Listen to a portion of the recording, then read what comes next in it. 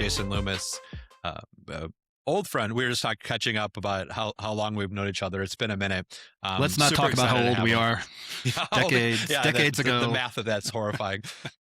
So very excited to have him here. He is one of my favorite people to listen to in our industry. I just love your approach to security and people and the problem set. So you're currently the CISO at Freshworks, which is a large SaaS technology company. I'm sure doing some AI in there too.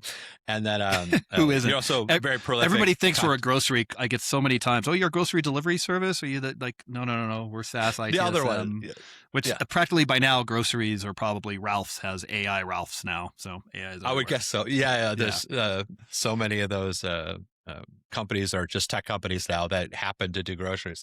Right. So AI first grocery store. We can't wait. All my orders will be wrong.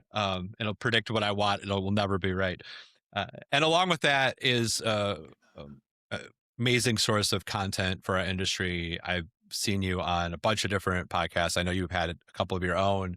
I know you did F-Sides and Agentless and a few others.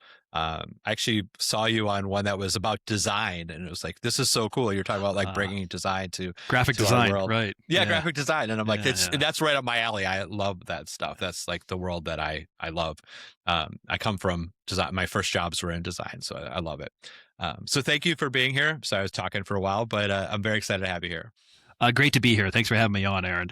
It was really, when you sent me the, at first I'm like, oh, it's Aaron. Of course I'll be on his podcast. But then when you sent me like what your format is and kind of your, what you want to talk about, I was like, oh, I definitely want to be on this. Thanks. Yeah.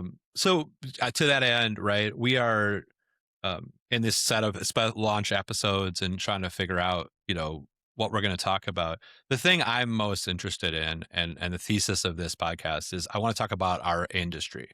Not necessarily a threat of the day or what bad guys are doing. There's lots of great content about that. But I think more than any time in my 25 years of doing this, worried about where we are and excited about what could happen. Like it's both things exist in me as like where are we headed? And is it a car wreck or is it amazing? So I'd love to sort of start with that. What are you thinking today? Like, where's your head at about cyber, about what you're doing, what you're hearing, and then maybe we can pull apart some of those topics. It's never been more terrifying and more exciting at the same time. Yeah, that's what I think too. Yeah, terrifying and exciting. Mm-hmm. I'm tired of saying AI. It's every other sentence out of my mouth. No, just in life, man. Like it's coming up everywhere. It's worse. I mean, this is the most. I thought cloud was going cloud. Remember when that happened? Or open source. That now I'm really dating myself. And the big everyone's going to go. Microsoft is dead. Open source is going to take. Feels like this is the most overwhelming acronym I've ever experienced in my life. That it's just permeating everything, and it is permeating cyber, and it's scary as shit. On many levels. We'll probably get philosophical about the impact to humanity and the impact to job security and the impact to how we hire in security now, because my whole I use the farm team analogy. I'm a Major League Baseball player with my team. I want to go find new talent. I got to go to the AAA teams. Those no longer exist because AI is replacing all of them. So all my SOC analysts, tier 1, is my farm, or my GRC analysts, doing compliance work, is gone. Even help desk, right? Help desk is going to be gone. Tier 1 help desk, which is another farm that you get people interested in tech out of college or out of passing a couple certs and reading some books and doing some pen testing. You bring them on board, and that's going away. And then just what AI is doing, with Mythos and the new model that can basically says it can hack anything or get into anything is changing, how we approach security. And it's the challenge. Well, now I'm getting into details, but the challenge is how to convince my board I need more money. Look, this is serious. Challenge. Yeah, so that's not a new challenge. Now I have a new story to tell that honestly is one of the scarier stories I've had to tell over my career when I try to, it's not, I don't use scare tactics, but you use, hey, here's what's happening. Here's the risks that we're seeing. Here's, nothing like real world incidents. Here's the examples. This is why I'm asking for an extra 500,000 or extra $1 million on my budget. This is the scariest story I've told, in my opinion. Yeah, and it's combined with this like inevitability of where the business is headed, right? Like to me, it's they're doing it, whether we want them to or not. These businesses are going this direction. You're going to walk into a fast food joint, and it's going to be an AI cashier and a robot cook, and that's what's happening. So keep up or get out of the way, right? And AI's and AI's different. Producing faster than if listeners are familiar with Moore's law. It's this old idea about processor technology from one of the co-founders of Intel said every 18 months processor speed doubles. It's beyond that. I think it's the current cheap model out there called Haiku, one of the cheapest base models, that is like the lowest performing model, uses about, so that the whole thing of the AI is they want to do more thought and more work for less processing power and more resources that it costs to run it, right? That's the whole why they're building these gigantic data centers, but they want to do more with less. Haiku, compared to ChatGPT 4, which was 3 years ago, it uses 1/28 and has the same processing power. So that's a more than a 18-month double. That is a 28x increase in a 3-year period. So it's a 14x per year. So what we're seeing today in these models that are Mythos and all these new, the latest Anthropic came out, think that in 2-3 years from now, that's going to be off the shelf. Honestly, probably run on one of the new AI enabled laptops that you can run. So it's that speed, which is crazy, horrifying from a security perspective. Because you have all of this horsepower to break things and steal things, and it's I've never felt more like the kid chasing after the school bus, like, please don't leave without me, where the business is going when I talk to these shops. And it's like, wow, you are doing this. Like, and and I'm interested in your take on this of like, I also feel like the hype is just out of control, right? Like the level of hypiness and frothiness in that market, AI, and then also our version of AI in cyber is pretty wild right now. So, in the larger context of AI going really fast, like how are you thinking about that in a cyber context? I don't know. And I think like everyone else like me, to be honest, and when I'm sitting in front of my board, I won't say I don't know. I'll say, here's my take. Here's what I think is going to happen. We're trying to predict the future. Nobody knows. Nobody knows how this is going to go, honestly. One theory that I've heard, which actually sounded pretty profound and I was like, oh, that actually makes complete sense, is that there is a finite number of vulnerabilities you get. There is no like, you're just going to keep finding shit. Let's say today, if it went to my code base and found every single vulnerability, and if I have the speed of mitigation and the ability to fix those using AI to do it fast, it's kind of going to be what's the name of your podcast? It's going to be a zero sum. Zero sum. Yeah, it's going to even out in a couple years. So that is a possible future, is that we're looking at maybe what they're doing to find the vulnerabilities. They will start fixing the vulnerabilities at the same speed. And honestly, you just will have really effing secure code and secure systems in a couple years. That is one eventual outcome. But I don't know. Am I going to go in front of my board and say that? No, because then they'll say, well, we'll just, you don't need any money for a couple years. We'll wait this out. Yeah, just wait. I also think that human stupidity is an infinite resource. So, I think, we're getting rid of all that. But aren't we getting rid of all the humans and replacing them with AI?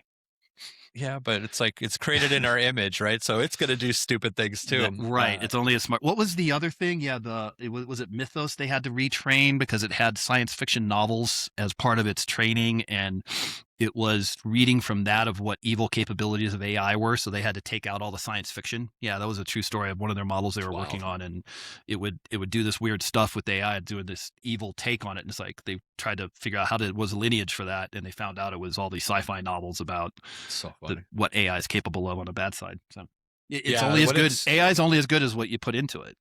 Yeah, and now we're putting AI into AI, and I get very concerned about that, like, mirror effect of like, maybe we should not tell it human history for the last 2,000 years of violence and death and destruction, and probably not. It's like the scenes from the sci-fi movies when like the robot wakes up and like ingests human history and just starts going crazy.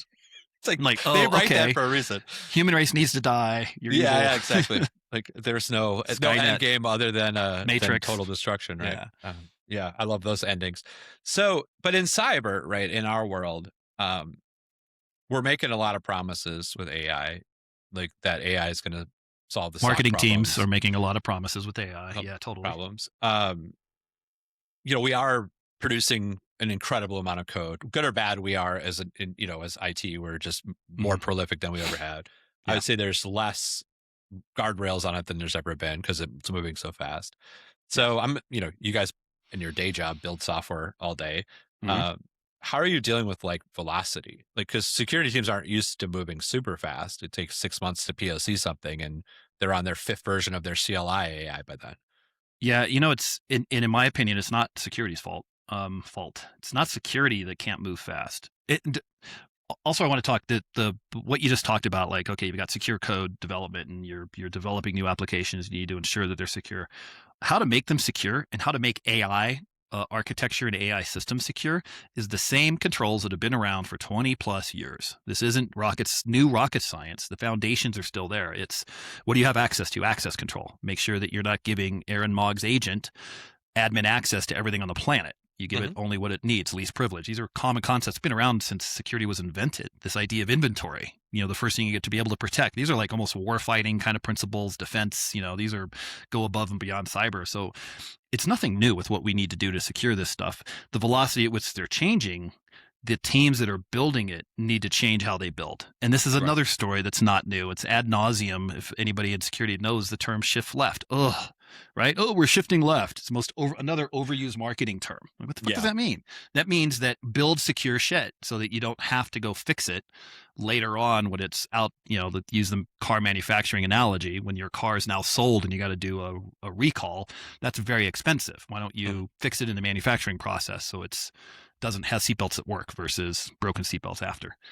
So my challenge is the same challenge I had 3 to 5 years ago, is getting the software development teams and the cloud platform teams to build secure stuff in the first place. Things like minimizing your container images. Why are you Mhm. using a default image that has 98 binaries you're not using? If you're only calling this, then minimize your container to only have what you need to run. Right. But getting that change, and hopefully with this new Mythos threat and this idea that, look, we can no longer overlook, there's chaining. So this concept that Mythos can also do is vulnerability chaining. Well, now, before we'd prioritize and only look at criticals, and they'd say, those are just low vulnerabilities. Nobody's going to do anything with that. Now you can put those together and get a critical. So we need to change the way that we build our systems and our software. And hopefully AI can help solve that, because I think every CISO on the planet, I don't know of any CISO unless they're bragging and they're on stage or saying, I fixed that problem. It's been an ongoing problem with security, is getting software to write secure code Mhm. and deploy secure systems. Whew, Yeah, that was a long-winded absolutely. I answer. just think, for me, I watch, I've been doing AppSec for a very long time. Yeah. And I was just talking about this with another person the other day of like, we aren't good at what we have. Like, we're not, I No. wouldn't say anybody I've ever met has like a dialed AppSec program that takes care of vulns in an early stage and all that kind of stuff. But you see stuff now where guys have 300 agents running code at once and they go to lunch and come back and it's like 5 new apps. How are we going to keep up with that? Right. Like, it's so much noise in an environment where carelessness is rewarded. I would kind of You do say that. my solution, proposed solution, is you don't allow it to go out in security. You use AI to help. So you use multi-model. I got to give props. Mike, the CISO at Rivian, Mhm. built a tool for that for him, where it's a multi-model code review. So we Right. use one model to do like a SAS check, pattern match. Okay, let's do that. Then you run it through another model that then looks, okay, let's look for business logic errors, and then looks at the context and find those using AI to find those risks at Mhm. AI machine speed, to find the vulnerabilities that aren't just simple SAS stuff that's, SQL injection stuff that's a no-brainer. But I believe AI can't solve that problem. Now, I haven't seen a vendor come through with a solution yet. I've seen open source stuff like Rivian Yeah. did. I y- when you think about, AppSec testing and that relationship, right? The traditional cycle of like code, find vuln, fix vuln. Like, I Hmm. think if you're doing AppSec and you're not delivering prompts as your primary deliverable, you're failing. Like, Yes. the days Yeah. of delivering a PDF with 50 vulns is over. Like, Yes. that code has been rewritten 500 times by the time you write that PDF. So like, you gotta return back structure. Like, this is the right way to do X, and this is reliable packages, and like kind of really thinking about it differently. And I do think for the most part, vendors have not kept up with that. Yeah. Um, it, it's funny because right before this AI code boom, I would argue AppSec was the least profitable and popular part of security. Like obviously, like Sneak had a good run. If you come, You but had like me up until profitable meaning they're not making money at it. Okay, got it. Now because of yeah, the Sneak thing. Yeah. Huh. the market didn't reward testing. It never has, right? Like pen tests are commoditized. The price dropped off a cliff. Like everybody wanted the cheapest, fastest. Kind of what happened to like the SOC 2 market, or what happened to, a security test in general. Like I had a history of doing like bug bounty. It scaled and was cheaper. That's all anybody wanted. And Yeah. now we're in this new world where we need all this new AppSec expertise. I don't know where it's coming from. Like Yeah. I just haven't seen AI it. itself, like it's very Yeah. tricky. So, even the startups you see funded today, a lot of it's still AI SOC, AI threat detection engineering, which like what I've been working on. There's still not this massive wave of new AppSec companies that I've seen. No, they're And I still think, very algorithmic versus heuristic with the right. right with the thinking yet. Like not yet. But I'll Not, guarantee yeah. after your episode posts, I'm going to have 50 LinkedIn messages from vendors I've saying, solved it. I've solved it. Meet with me. Got 20 Sorry million at to a fill startup your out of Israel. inbox. We've got this. Yeah, but obviously there are people working on it. Yeah. To me, and it's getting more in the business of it, the fear for all of us is the models. Like I'm going to build a business that does secure coding, and Anthropic and Gemini are just going to run over me. Like and the investors think this, right? Where they're like, the models are going to consume X amount of the security spend. Is that the place they get the most spend? Like, would I Well, want to start an AppSec company right now? That'd this be is a good tricky. point. I don't know if you need to use their models. My team built we built a software supply chain solution using the off-the-shelf models, and you just use them multi-model. We do a multi-model review, Hmm. one model specific, and this is why I can't go into the details. I'm the CISO. I take all the credit. They do all the work. Sure. So, typical. I'm kidding, by the way. If anybody knows me, that was a complete joke. You can use, there's models that are specifically built for that, and it's that where we talked about the evolution of like in 2-3 years, off the shelf models will be just as good as Mythos. So there's models out there I think you can actually find success with and not have to be holden to paying tokens for Claude or Gemini. That there's open source Yeah, models you can do a for lot sure. of I this. think Maybe. that's,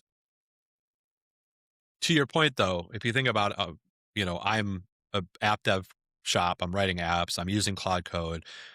Yeah. I am probably going there to improve my security of like writing code, right? Like, do I need another vendor in this flow, or can I count on the models? Kind of like there was Can a you count on period where, Claude to be? Yeah, we've actually found that's not the case, and I don't remember why, but we found, in fact, Claude I think spoke to this when I was at a conference yesterday, and the deputy CISO of Claude was up there, and he talked about that too. Is that it was other solution providers, other CISOs were saying they don't rely on just one model. The model writing the code shouldn't be the one reviewing it. Sound familiar?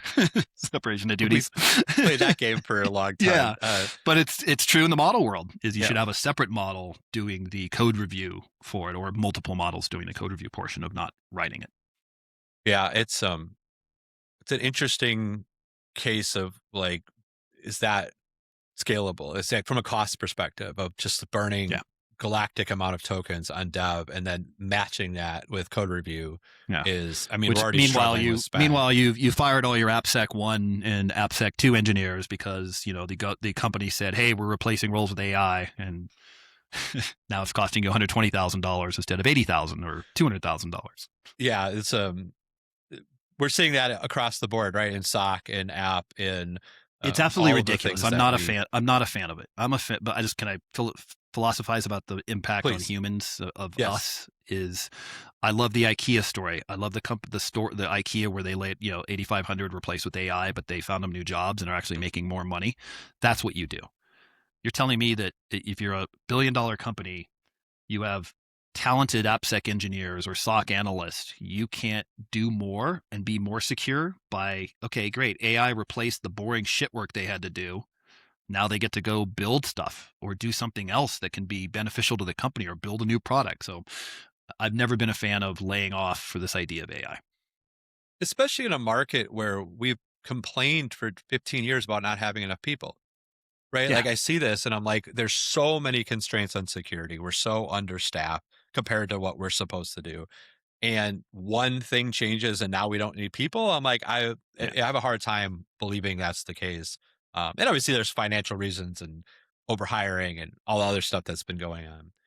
Do you think we'll see a sort of a rebound of that? Do you think this whole like layoff period this year, next year, going to see like, oh, we made mistakes, we need to hire back SOC analysts, and maybe not just in security, but overall? Do you think there'll be a bounce back? I'm asking you for the future. I have a couple of concerns when it comes to their strategy that I see. One is, who's going to buy and sell all this software? Like, just fundamentally, you need customers, and customers need people to talk to. So I'm very worried about this, like, AI is taking over the world mindset. As somebody who does a lot of go to market, very curious how they think this stuff's going to sell. And then the other part of it is, like, when it comes to threats, right, and sort of responding to threats and IR and things like that. Um, the cat and mouse game that we play relies quite a bit on understanding adversary behavior. Like, that's kind of the root of what we do. And that requires really smart people. I just believe that, at least for the next 5-10 years. And I think we were talking about this a little earlier, where, okay, well, where are they going to come from? Right. Like, if we don't have level 1 analysts, if we don't have level 1 SOC people, if we don't have, like, those are the people. Like, I started on help desk. Like, it was my first job. I worked for Me too. ISP Same. in Wisconsin. High five. Yep. Yeah. I answered the phone and help people install. And this is horrific because it was still Windows 3.1. That's how long I've been doing this. But, like, dial up in Windows 3.1 is how I got good at talking to customers. And so I just, you got a lot of time to kill. So much time. A lot of chatting while you're waiting for a CD-ROM to download to your computer. So, in that world, the architectural understanding of threats, coming into organizations, learning about organizations and counteracting those threats, is the part that I think is not AI-able at the moment. Like, code reviews, sure. Like, I think that's a very AI-able thing. But, like, dealing with customers, dealing with partners, dealing with people, that you can't AI. No, you can't AI it. Not yet. So I do think there'll be a rebound. I just, this morning there was a big security vendor that did some layoffs, and, obviously a bunch of tech companies are committing layoffs.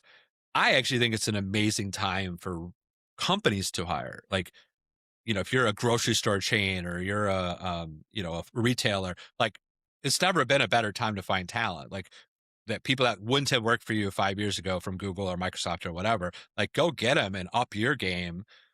It's a great opportunity for that. So I think there may be a shift back to companies, because over the last 5 years, 10 years, a lot of people that are good at security have gone to vendors. Like, not to knock any company team, but, like, there's been a big brain drain from corporate America to vendor America because the money's better.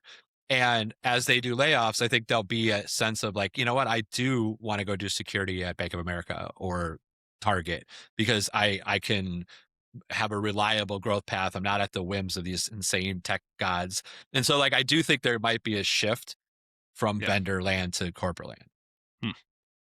But just because it's cheaper, like, the guys who are making 400 at Google can go to Austin and make 250 and have a great security job. Like, and have a 3x cost of living decrease. Yeah. That too. So, I'm interested in that part of it. I'm also very interested in, where's all this growth going to come from? Right. So you see these, and I would love to talk to you about this. You're a startup and you raise $100 million, right? The people don't give you $100 million unless you give them back 400 million, right? Like, that's the math of that. Like, they want a lot of money back if they give you $100 million. Yes. And so, who is buying all this stuff? Like, where is it going? How do we get this money back? Obviously, there's a macro conversation of, like, the trillions of dollars being spent on data centers. How are we going to get that back? But pushing that to the side, in our world, we need about 20, 30, 40 billion dollar cyber companies to make this spend worth it. And I just don't see where that's going to come from. All that money is going to be, it's a bonfire, in my opinion. The data center is a bonfire. So right now, we get Anthropic and OpenAI because we're running on VC money. That is not sustainable. They're not profitable. They're not going to make the money to the consumer. Like, it's just not there. So that's why you're seeing prices raise. And let's go. What did Anthropic recently do? They cut off access to something for your for recursive or something. Yeah, there's something. They're now doing the cost saving, realizing, oh crap, this model is not sustainable in the future. Yeah, it reminds me of, like, that wave of, like, consumer, like Uber. right? Subsidizes rides for a long time to build market Mm-hmm. share. Yeah. But people still need to go from point A to point B. It was still a great business model. They spent their way to get it, and then now it's, everybody uses it, and there's some competitors, but they kind of own a market. I I don't think that's possible in AI. Like, I think Yeah. we all move from ChatGPT to Gemini to Claude to whatever, Grok, whatever you're using, on a whim, because who cares? And so if you're not building loyalty and you're not building stickiness and you're spending $1 billion a day to build a market, I, that's a really tough, like you Yeah. feel like the crash is coming a little bit. I don't know if it is, but it feels like it to me. Yeah. Like we're going to have Who knows? a I little can't bit of a predict that rough future patch. either. I would have thought Right. Tesla would have tanked years ago. So I'm not a good prognosticator of the market I'm not either. at all. I look at a lot of things. I'm like, Hence, they'll look at my never make money. 401k. Just keep buying the stock. So taking it back to our industry for a second, and I know you do a lot of kind of thought leadership and talking about it, but obviously your day-to-day job, I'm sure you're working with startups and looking at new hires and things like that. So in that world, where are you spending your time? Like, what do you think's interesting? What sort of lighting you up right now? And like, oh, I really think this is a cool spot to train my team, or it doesn't, you don't have to name specific companies, but just in general, what do you think's kind of scratching the itch? I mean, there's no company out there. It's what we can do and build ourselves with AI is what's amazing. Like my team we built our own SSPM because we didn't get the budget. That's a SaaS software security, SaaS security posture management solution that goes out and looks at our major SaaS vendors like Salesforce, our accounting platform, HRIS systems, and looks at configuration, looks for risks based on configuration guidelines, and does some dark web monitoring to see if there's any breaches or anything. And basically a basic SSPM tool. Would it cost us 180 to 200 a year? We built in about 3 weeks using Claude Code, and it works amazing. It's awesome. We built our own Chasm. Chasm is a cyber asset attack surface management. It's basically inventory on steroids, which you want in cyber because you need to know where your assets are. And we built our own. We couldn't get the funding for it. So it took about 3 to 4 weeks of building it with Claude Code. And we have a great functional Chasm, pulls in multiple feeds from different asset inventory, including our main CMDB, and then basically amplifies that based on, CMDB doesn't know about it, but I'm seeing signals about Aaron's laptop from CrowdStrike, and I see it in Intune, and I see it on another solution. There's probably a laptop there. So we have a gap and highlights those. So to me, it's what your teams can build themselves using Claude Code. And then of course it goes through security. That answer is to the vendor community. Should be. Like that's the worst answer for vendors, right? I'll just I agree. Roll my own. But the difference is in the enterprise. So the question is, can that scale? Let's talk about that. This is where the vendor should give themselves is, I have to have a team to maintain it. So the dream of my CEO is going to be, you can get rid of your security team now.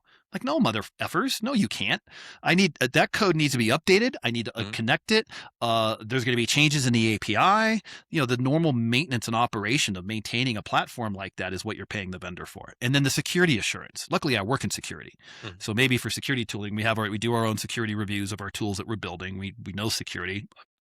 Knock on wood, my team built it secure. Now I'm having them. I actually had to remind them to send it to the AppSec team for a code review.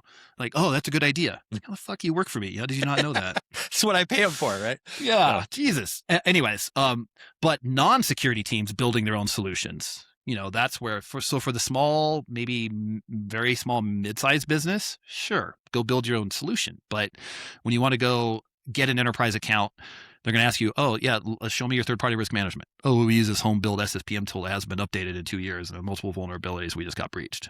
That's where you want to. I don't know if you'll ever have this internal. We built everything via AI, and you can be an enterprise company. I don't see it.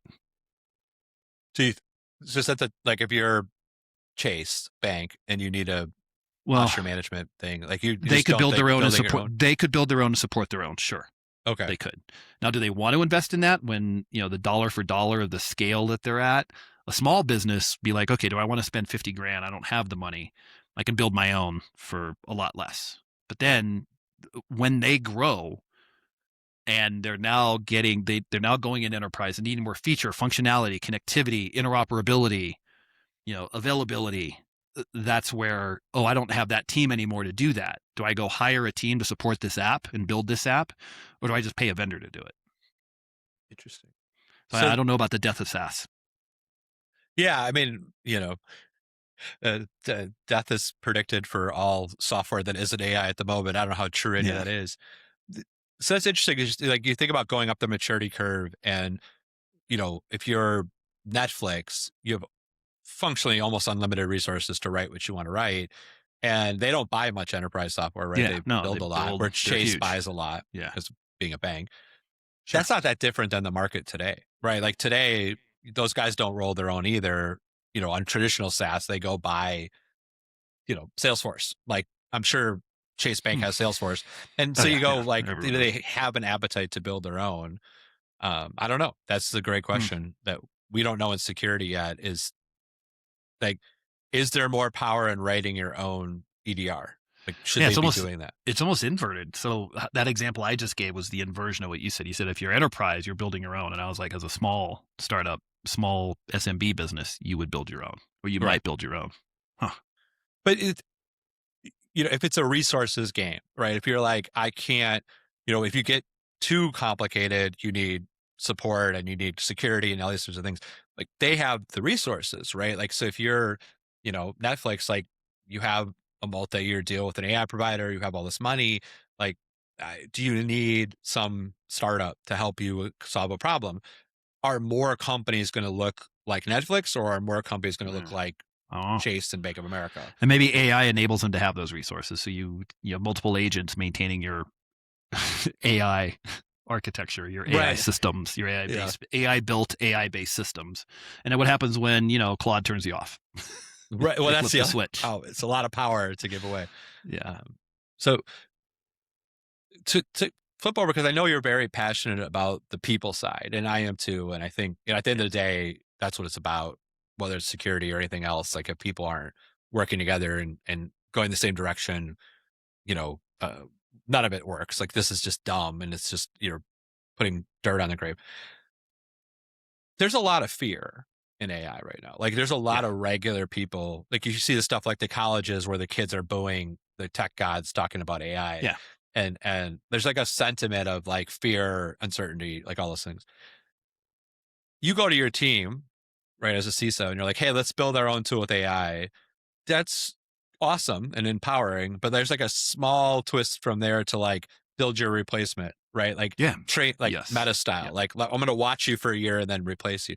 How are Absolutely. you managing that Yeah, with that people? is true with I'm transparent with them. That's the Mm, one thing I don't like when leadership says, "Oh, don't worry, we're not doing any more layoffs." When, you see checklists of, "Oh, can this job be replaced with AI?" They're not being transparent with their employees. mm, I'm very transparent. I'm like, "Yeah, AI is at risk of taking your job." So, mm, you're either going to you can hide from it and just pretend it's not happening, or embrace it. And I throw training at them. I'm one of the only leaders that I try to give every employee SANS training, which is via $6,000, $7,000 every year.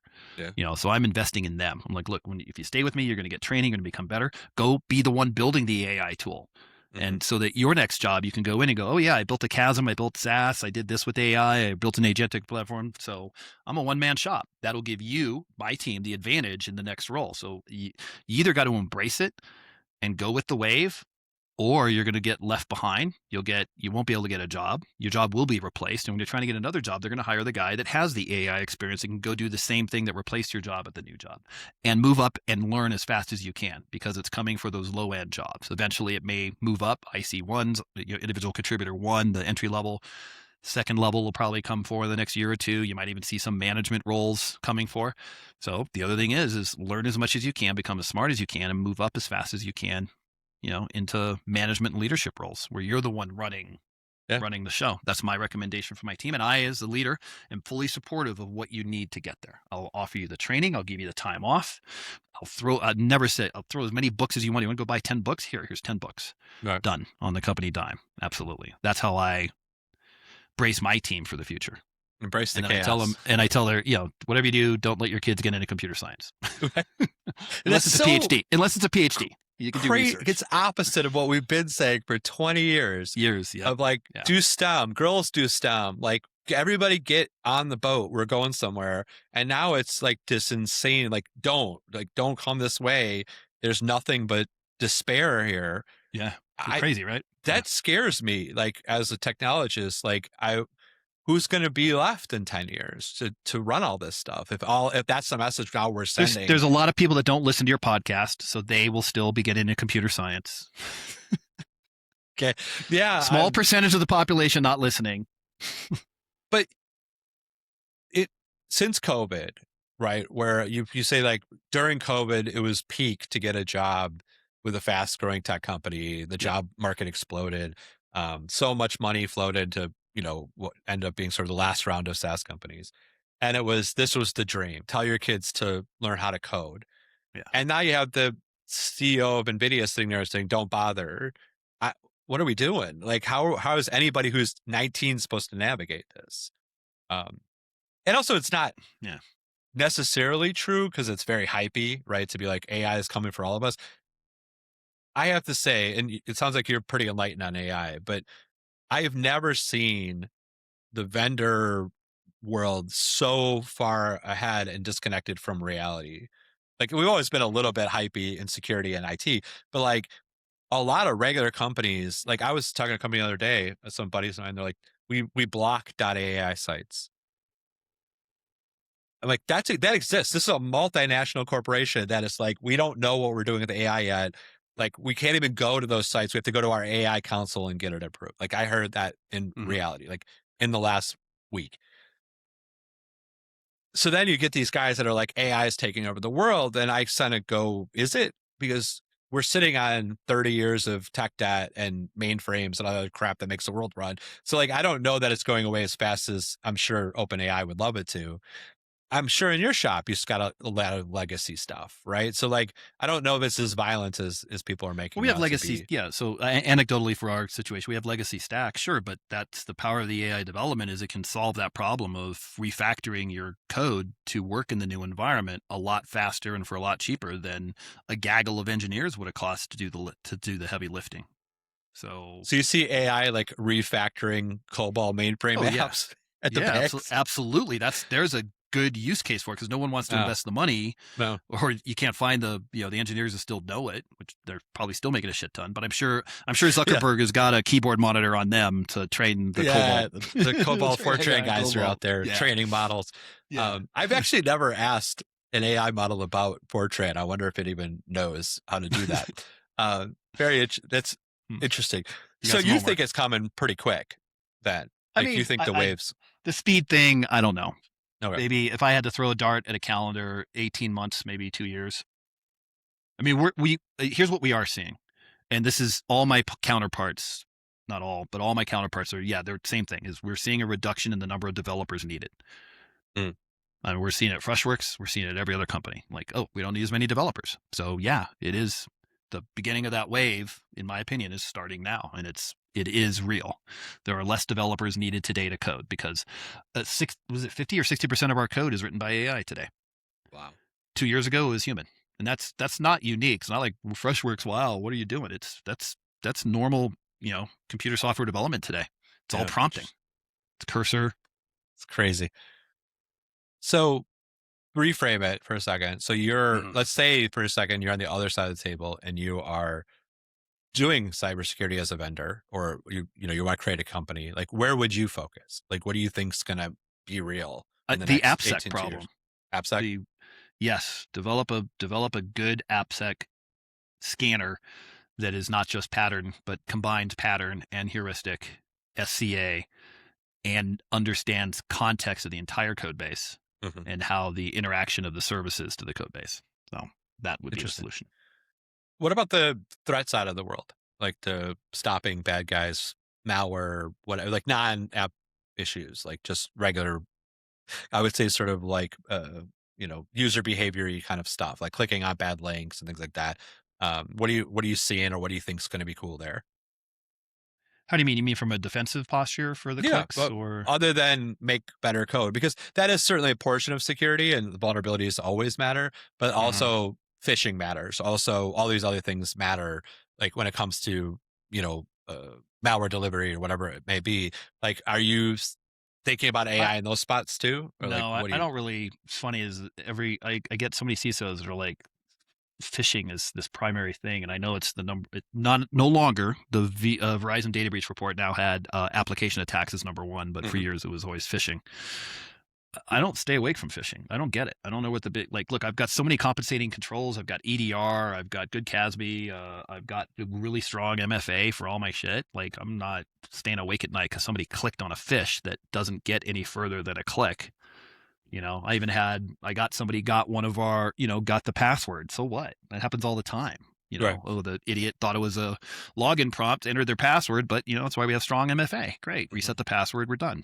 So I don't know. For phishing, it's not a thing. But other spaces for AI besides the app. Do you think AI goes on the endpoints and makes security decisions? Here's what goes on the endpoints and makes security decisions. Instead of it will eventually model.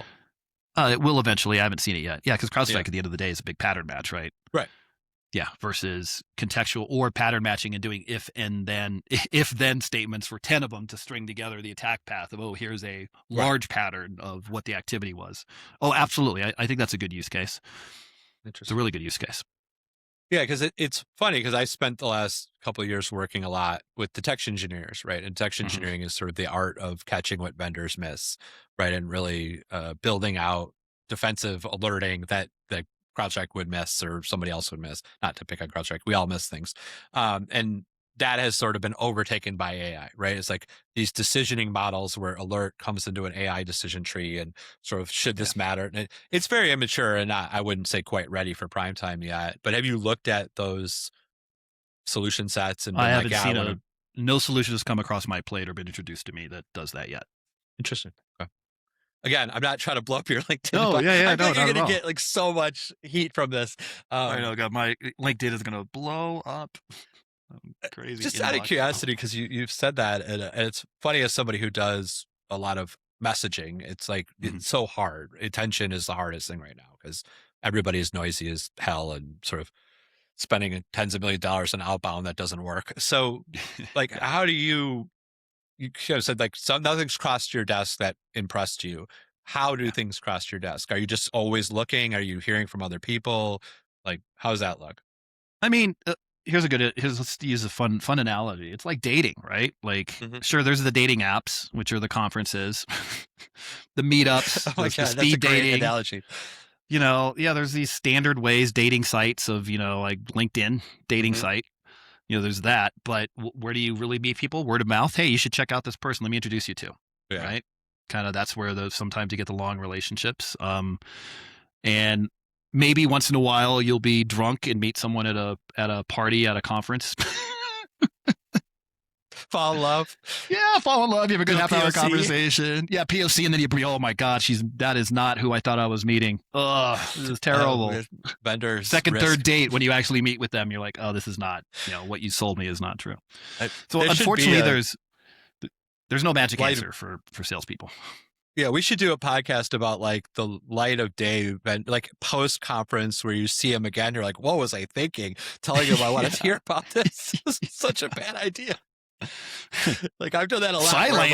Silence. Who's what? How drunk was I that I bought this? Did I sign anything? So many post conference regrets about asking people for demos. So within that, kind of world of stuff that crosses your desk, that's interesting. I mean, we've heard this for years from CISO side. It's we all talk and share ideas, and then now we've moved into this world of sort of say, I don't want buying interest, I'll sort of call it, where there's CISOs are being put in position to financially benefit from vendors, and that's been kind of that's insane. But I've heard that it's happening. I know for a fact it's happening. You don't have to comment. I'm not asking you to throw your peers under the bus, but the level of your involvement with a startup you love, how do you view that? Are you trying to find 3 or 4 where you're I really want to help these guys get to a certain point? No, or are you sort of out on it? I'm out on it. I don't help. I don't. I have an advisory position with a growth investment fund, but we assess at the growth stage. So these are $100 million, 80 to 120 million in revenue. Oh, okay. I do assessment for them, and I get an opportunity to purchase. That's my buy-in. That's why I'm doing it. Because then, hey, we're investing in this one. Did you like it? Yes. And I get an opportunity to throw my own money into the game. I'm not reimbursed. I'm not paid back. And the small vendors, if I like, there's some vendors I'm looking at now that I'd love to bring on board. I'm excited about. I don't have the time of day to help them for a few freaking shares. Hey, we'll give you some equity stake, or no, I'm not going to go introduce you. If word of mouth, if I really like you, I will here's two companies I'm a fanboy of, or I have been, but now they're so big that, they don't need me anymore. It was Exonius was one of the first Chasm solutions. It was amazing. It was in 2018. I found them. I was like, oh my God, it solves my inventory problem I've always had for decades. Big fanboy. I would talk them up. Anybody I met, use Exonius, and it was free. I didn't get any kickback. And then Wiz, of course. Who hasn't heard of Wiz, or now Google? Their product was amazing. I think I got them in 2019 and was just fixed my entire cloud security program. So they just built. So if you build a monster product, that word of mouth comes. So to me, it's out of the salesman's hands, but it's all about your product. Is your product good, solid? And what does your product do? I hate when salespeople want to build a relationship with me.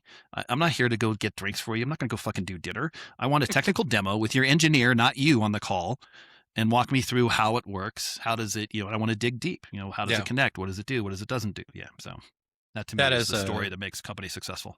Get to the point. Marketing is, I think, it's time is due to stop fluff and just tell me what the hell problem you solve, how you solve it. Don't just keep bringing up the problem and then show it to me and I'll decide. I'm smarter than you, right? I think most companies are smarter than the vendor selling. Now, granted, I might be different because I do hear from a lot of people, they take advantage of those dinners and they like going out to the dinners and they like going to the event. Oh, yeah, I'll hear other CISOs. I went to this really cool golf thing. Did you go to that? I'm like, I don't have fucking time to golf. No, I'm not.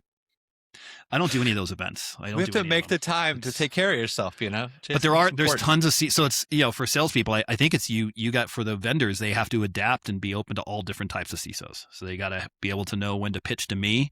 That's look, just the facts. Give me the data. No, I don't want to go be your buddy, or I don't want a hat or swag or $200 gift card. I want to know what your product is. And then there's other ones that $200 swag. I'll meet with you.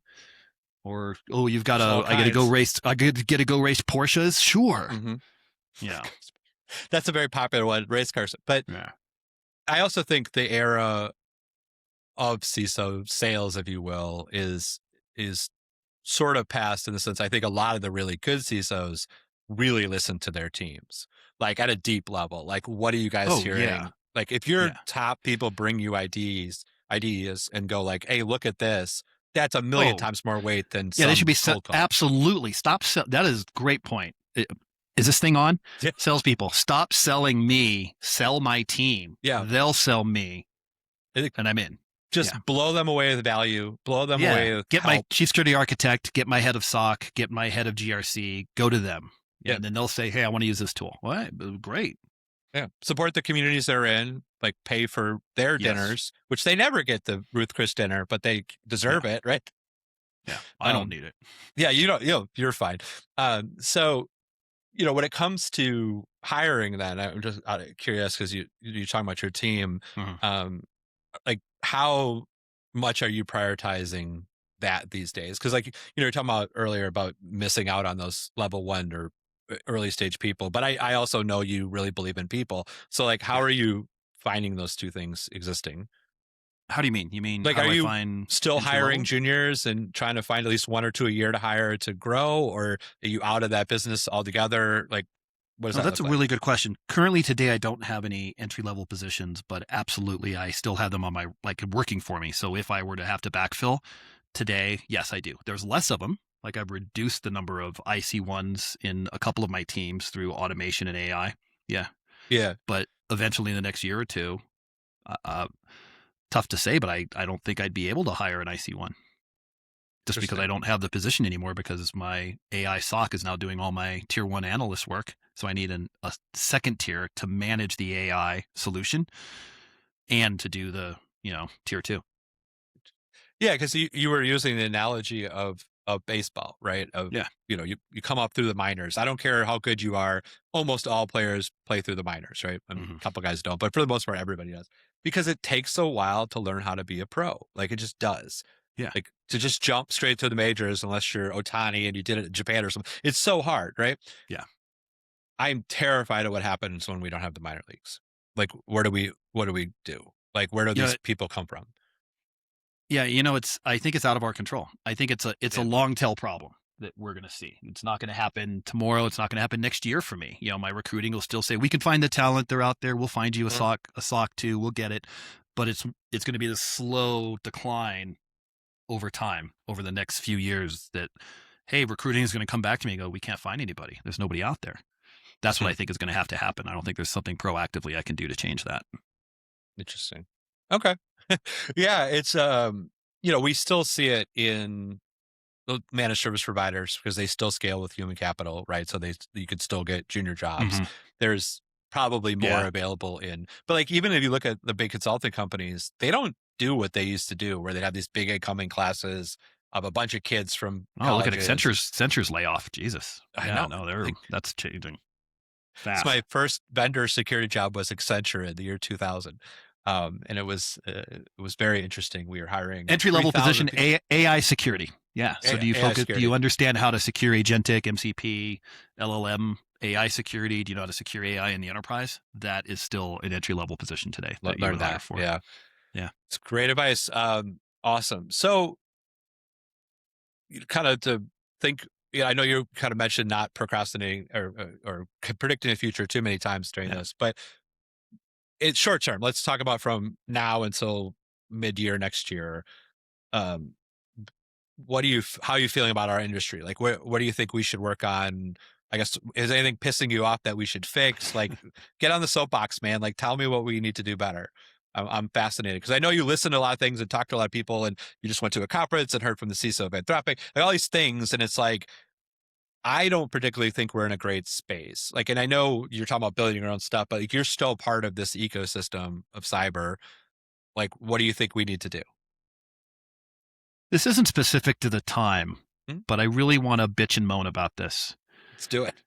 If I hear one more fucking CISO say, we got to make security a value proposition for the business. We need to drive business value. Security is a revenue generator. It's not. It's never going to fucking be. It's what you say in front of some executives that don't know any better. But the truth is, no, it's not. It's a risk reduction activity. Yeah. And if it is, in those dream cases, hey, we sold a bring your own key solution in our SaaS platform that we make an extra $5,000 a year, $5,000 a year out of our $900 million in revenue. You're not a revenue generator. Right. So, man, I hear it all the time. Well, me it's CISOs pontificating on stage and just, so, one of the ways I was successful in my career was I shifted and made sure that security was a value. The business saw the value of security in business. No, they didn't. They don't give a shit about no board. Nobody cares about security. Yeah. It is today. That's the truth. It's an afterthought. It's what do we have to do? What's the minimum we need to do to get by? Yeah. And it's sorry guys, sorry girls and boys, but yeah, that I'm so tired of hearing that. And it's very rare you see CISOs to stand up and tell it how it is. Yeah, I mean, it sounds good. It sounds like great. Work with the business and empower them on paper. But mostly we're just saying no to dumb shit. Like, that's what we do, right? Like, don't do that. That's a bad idea. It's like, that's what I feel like all I do all day is tell people no. Yeah. Even with AI, I'm like, don't do it that way. Like, don't. Luckily, I do feel that AI has an extra focus on security. It seems to be one of the few new technologies coming out that security is ingrained in the conversation from customers too, because I think they realize the power of it and how bad it can be, versus like when cloud came up, security wasn't even touched as a conversation. Here, there's a lot more pressure. Right now the focus from people or customers, meaning companies, is the big question is, are you training on my data? But now that's going to pivot and go, how secure are your agentic systems? You're wanting me to go all in on your agents and connect them to my shit, but you want access into everything. What if, like, for example, if they want to connect our MCP or agentic, and here's the guide. Oh, it needs admin permission to Salesforce. Be like, what the f? Get me all the data. Yeah, they're so greedy. I think we all sort of agreed that they were allowed to steal the whole world to build these models. Like, that's not their data that they built on, right? Obviously. And it's so funny to watch companies draw this now artificial line. Like, we're happy you stole the entire internet to train your model, but like this one Word document, like that's a bridge too far. They stole the whole world. Everything. You can't train on my data. Song, they already ever know been it, dude. Yeah, that's the other thing. Like, we got to the CISOs that are so paranoid about what we're putting. We got to make sure our data doesn't go up into that model. I'm like, dude, if my social security number ends up in ChatGPT or what's the other big Claude, dude, you're not getting that back out. It's gone forever. It's in this black hole of. It's a mathematical computation pattern that was matched up in a word, dude. It's along with a million other social security numbers. No, so to me, that's also kind of a little bit of paranoia that we're feeding. Well, it feels like a way to exert control over something that is out of our control, right? Great call. I need to have. Okay, this is all strange to me. Okay, well, here you need to go do this. Right. Totally. That is. Yeah. Okay, I've got, I controlled it. No, we're not allowing them to touch our data. So even though it's not a realistic threat or risk, in my opinion, you're right. It gives them that sense of control over something that's so unknown. Well, here's one thing. I was talking to somebody the other day. They're talking about like, finance guys are going to upload their spreadsheets and then they turn on AI in Office. And I'm like, what did you just do? Just ran through every document your company has ever produced and put it in ChatGPT. Like, the one attachment in Claude as a bridge is like, no, we can't do that. And it's sitting on their desktop, and they emailed it to them to their home address. Yeah, come on. It's in their Gmail, which also, by the way, reads everything with AI and puts it in Gemini. I'm like, I went into my Gmail the other day, and Gemini made some recommendation. Like it summarizes things now. It's like, you met with this guy 10 years ago, whatever. It had all my history. I'm like, I never told it to do any of that. So like, it's clearly reading everything I've ever written. And but it's already out there, don't put a picture of your kids in the model because they'll steal it. Like, come on, guys. Like, what? But we can't. But as CISOs, we can't say that. We can't say what I just said. You got to pretend like it matters. To build DLP for AI, which didn't work when it was Gmail. Yeah, that's one of the top risks that. But yeah, it's DLP. You got to get DLP. Oh, HIPAA. We just went through a HIPAA gap assessment too, and the auditors. Need DLP for AI, and I'm like, what, for a name that's already in there? Like, and we have a BAA with them, and we have a contract with them. Like, anyways, right. As DLP every hospital in America is hooking up its electronic record system to AI to like suck in everybody's radiology for the last 20 years. I'm like, this is. I think it's fascinating to decide what we are choosing to care about, and the particular security theater of AI is very funny. Totally. But that's great. I appreciate that the honesty, that it's just something we say, because that's kind of what I believe too. So I'm going to be respectful of your time, and I know we're a little bit over, but I would obviously people can find you on LinkedIn. I think you're a great follow. Everybody should follow you or connect with you. Please don't pitch slap him when you pitch slap. I love it. Like, I'll put that out there. No pitch slapping. Please don't do that. But you are a great resource. Anything else that people can find you at? That you can check out the podcast we just launched 2 weeks ago. It's called Gen, like generation, Gen and Tonic. It's about generational differences in the workplace. So we have a Gen Z. Guess who I am? We have a Gen Z, a millennial, and a Gen X, and we talk about things like how the generations view and use AI at work or return to office. Cool. Who are you doing that with?